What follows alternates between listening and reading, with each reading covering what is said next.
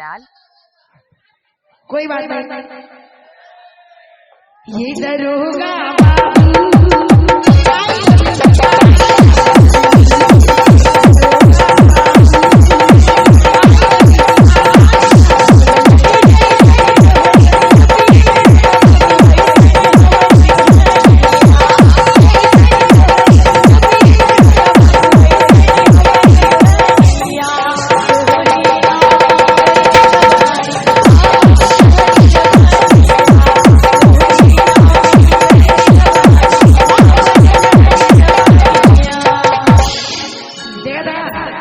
मुंशी जी कैसे गदगदावा था।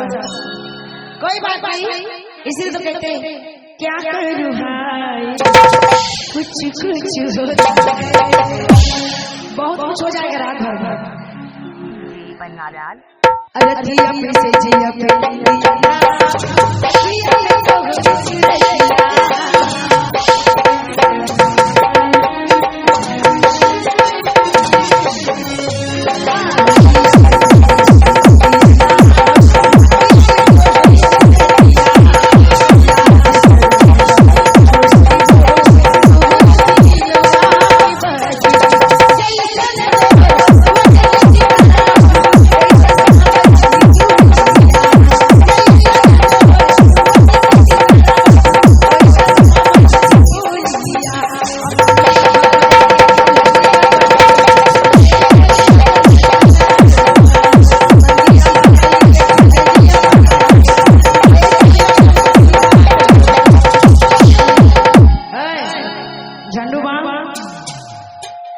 फूल पे फूल मारे जा रहे हैं।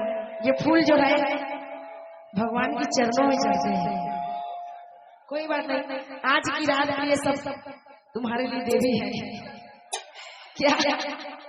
कोई बात नहीं, क्या हो ये होई ना ये दरोगा